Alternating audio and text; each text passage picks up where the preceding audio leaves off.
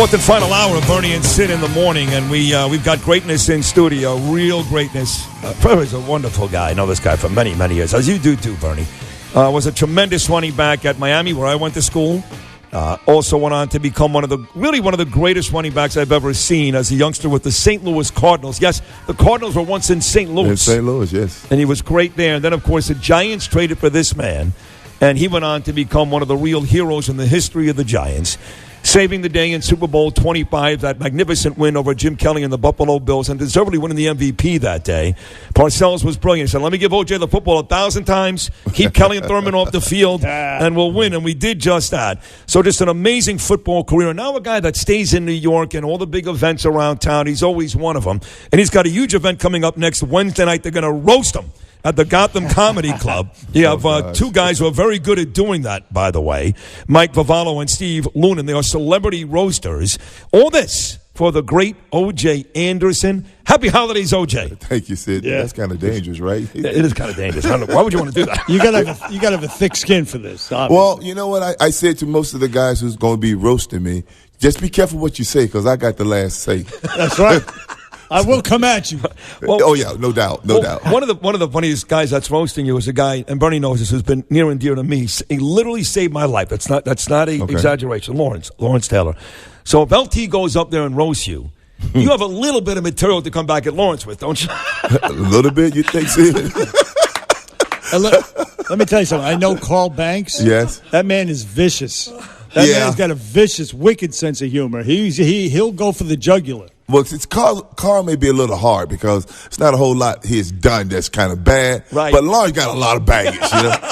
I mean, you can get him back, I guess, on the dais. But, I mean, Carl Banks can be a vicious guy with his words. Yes, but we know that from what he does with the broadcasters. So it would be interesting to see what he says. But then again, you forget the wild card, Howard Krause. Right. Oh, right. That's the wild card. Yes. Now, that's the only one that I fear other than everybody else. Lawrence, I got stuff on. He can't say a whole lot. Banks knows me, but he don't knows me. Right. But he don't know me. Right. And then you got Howard, who young enough there toward the end of my career, he might have just a lot to say. But everybody else, I got him. This is an unbelievable night. You've got former Knick greats Charles Oakley and John Starks. They're going to be there. Plaxico Burress, who caught the game-winning touchdown in that Super Bowl, the first win over New England. Larry Johnson, touchdown maker Stephen Baker, who was so important in that 1990 Very team, much, obviously. Yes. You know, it's still amazing to me, OJ, when I think about what happened that season. You know, I was at the game against the Bills in December when Phil got hurt. Yep. And you guys are like 10-1. I don't know. You're beating everybody, you know, and he's playing great. And Hostetler comes on, and I got to tell you, sitting in the stands, we thought it was over. Well, I guess you would look at it that way. And not only that, Rodney got hurt as well. Right. So Rodney goes down, Fields go down, and now you got two backup guys. You got one guy who's old, which they say I was, and then you have one guy who has no playing experience other than a few plays here and there. So when you look at Buffalo at the time, they were one of the toughest, best teams in the whole league, and they've been beating people pretty bad. So technically, on paper, we had no chance. But you know you don't play on paper. Well, everybody knows that. And Parcells, he's a pretty good coach, right? Yeah, he's a very good coach. Very good motivator. Very good motivator. So it's the roast of O.J. Anderson live at the Gotham Comedy Club. The hosts are going to be Mike Vivallo, Steve Lunan. Also, Larry Holmes will be on the dais. Comedian Artie Lang. And Jackie Martling, our friend, is going to be there. Yeah, Jackie. So you go to roastofojanderson.com is where you go for the limited tickets that remain. Right. Roastofojanderson.com. Of course, you're going to get a lot of OJ jokes. I mean, there's going to be a lot of that stuff. I mean, you're ready for that, right? Where's the knife at? Where's the knife at? Like I tell everybody, I'm the one that beat the Bronco, not drove the Bronco. That's good. That is very good. That's right, because you were on both of those Super Bowl teams. The one that beat John Elway in Pasadena. You can get these tickets. They're running out, though. Roastofojanderson.com. Roastofojanderson.com. That's how you get the tickets. This OJ's not looking for the killers. He's looking for the killer lines.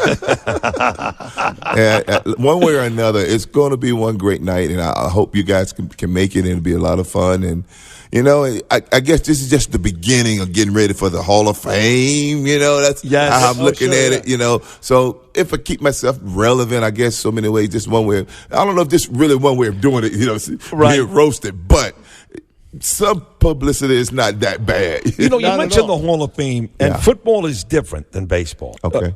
I was in Miami for many years, as you know, OJ, and Dwight Stevenson is in the Hall of Fame. Yeah. He barely played. He played like 5 years. But he was the best center in football for Dan Marino, and he got in. So you don't need to put together, like baseball, 15 great years to make the Pro Football Hall of Fame. And when I look at what you did in St. Louis, where you were just a beast, 1,000 yards every year, and then winning an MVP for the Giants, you really should be, at the very least, seriously considered. You brought it up. Harry Carson made himself crazy for 20 years. Almost killed himself till he finally got in. Right. Is it starting to, is it bothering you? You really want this that bad? You know what? It's not as bad. I just keep seeing people going in who I'm putting my credentials up against theirs, and it doesn't match. I'm way ahead with, you're better. with touchdowns and accolades and awards, and I just don't understand it. But I'm not quite to that point where I'm about to jump off a bridge or anything. Right. But I figure one day it will happen. But I'm just hoping it happens in my lifespan. You know, I'm still here. You know, that's the only thing I hope. By the way, the roast is a week from Wednesday, a week from tomorrow night. So that's December 11th. Again, the tickets, roastofojanderson.com at the Gotham Comedy Club, a week from Wednesday, December 11th. And speaking of the Giants, I mean, not too good this year, huh? Well, they're about as good as the Jets, you know. but who's complaining? You know, you don't care, do you? Well, you know what? We're just so young. We're so young, and you know they get paid so much. You probably like the hell with them, right? Pretty much, right? Yeah, that's true. You know, you get paid. Why not perform? But when you don't have the proper players to really compete, this is what happens, and this is what you see. So until we get people in the proper places, and then we can really make some moves. Well, then Mara needs to do a better job of employing the right people to do that. I don't expect you to take a shot at Gettleman or Pat Shermer, but I will. Hire the right people. I mean, when you were there, Bill Parcells was your coach. Your defensive coordinator is a guy that many people think now is the greatest coach in the history of the game, and that's Bill Belichick. You went to work every day, OJ, with Bill Parcells and Bill Belichick. How are you not going to be great? Yeah, the two Bills, right? Right. Yeah. Think about that. You know, when you think of the tree, yes, you see that and you go like, now I understand it. But there's not that many more Bills out there anymore, you know? So it's just going to be interesting. And I just notice how the carousel of coaches just keep coming and going and coming and going. And, you know, it's all about what you've done for me lately. That's it. I want to take you back one more time, though, to the game against Buffalo. Steve Diosky's a good friend of Bernie and I, too. Yeah, Stevie. And I got to the stadium very early that day because it was the Gulf War. And that was the first time we had metal detectors at a Super Bowl. Right. Remember that? Yeah. So it took us 5 hours to get in. Yes. So I got in very early. And I remember Diosky was all by himself wearing shorts and no shirt. Back then they had camcorders. And he was taking video of the empty stands. But every seat had an American flag. And little did we know that Whitney Houston was going to come out. I know, right? And you guys were all crying, as I was in the stands on the sideline that night, right? How amazing was that? Gulf War, you're playing the Bills, Bill Parcells' last game, Whitney Houston national anthem. How amazing, OJ, was that? We didn't know who was doing it. We just lining up, and all of a sudden whispers went down the line. Everybody said, that's Whitney, you know?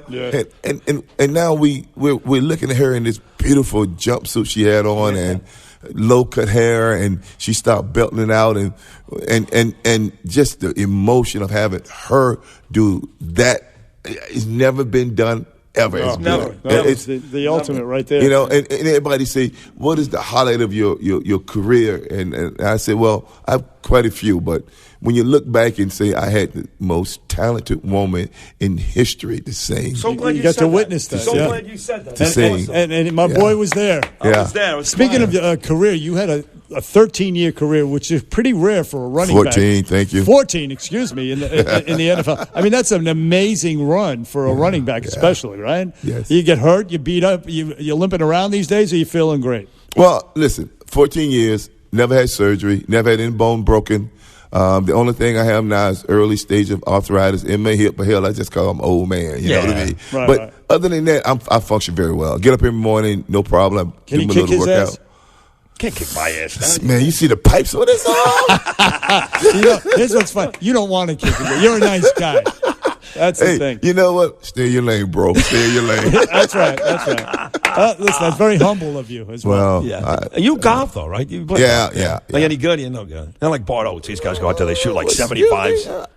You asked the question, then you say I'm not. You're not any good. I can tell. No, you're terrible. You and I can anytime. On a good day, you're a 90. On a good day. On your good day, you may be 100. So whatever it is, I'm beating you. No, are you good? What's your handicap? That's funny. Are you any good? I mean, I'm better than you. Damn right. Maybe he will kick your ass. Well, to be honest, on a golf course, Stevie Wonder is better than me. Well, stay in your lane, bro. Then stay in your lane. Folks, it's the roast of O.J. Anderson. Excuse me. It's hosted by Mike Vivallo, Steve Lunan, Artie Lang will be there, Jackie Martling, Kristen Carney, Charles Oakley, John Starks. What a night. Roast of OJAnderson.com at the Gotham Comedy Club, December 11th, a week from Wednesday. Good to see you, pal. Guys, thank you. Appreciate it. And we're going to say go blue. Go blue. Go blue. All right, OJ. Thank you for your years. Those are special years. Thank you. We'll take a short break. More Bernie and Sid right after this.